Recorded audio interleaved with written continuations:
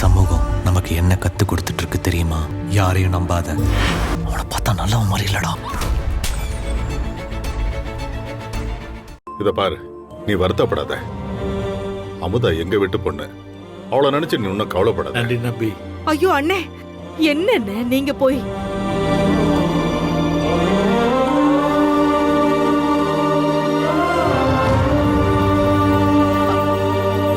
அமுதா, மணிகண்டா, அப்பா காலையும் அண்ணன் காலையும் விழுந்து ஆசீர்வாதம் வாங்கிக்கோங்க.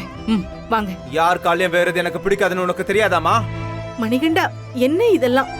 மாப்பிள்ளை என்ன நினைப்பாரு? டேய் டேய் மணி,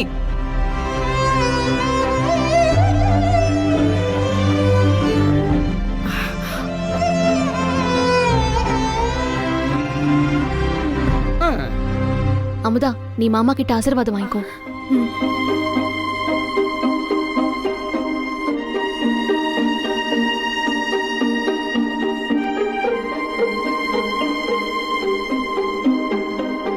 அப்பா, என்ன மன்னிச்சு அதெல்லாம் ஒண்ணும் ஆசீர்வாதம் இல்லம்மா. பண்ணுங்கப்பா. நீ நல்லா இருப்ப, நல்லா இருப்ப, நல்லா இரு. சரியா?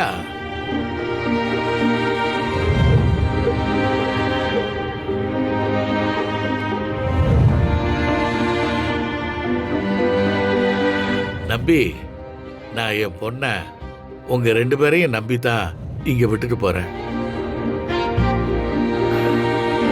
விட்டு போறீங்களா? அவங்கள பார்த்து முடிவு பண்ணி கட்டிக்கிட்டு வந்துட்டாங்க. இதுக்கப்புறம் நீங்க என்ன விட்டு போறது? இல்லனா என்ன செய்வீங்க? கூட்டா போறீங்க?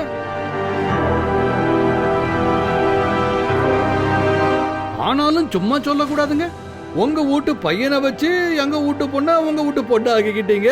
இப்போ உங்க வீட்டு பொண்ண எங்க வீட்டு மருமகள் ஆக்கிட்டீங்க.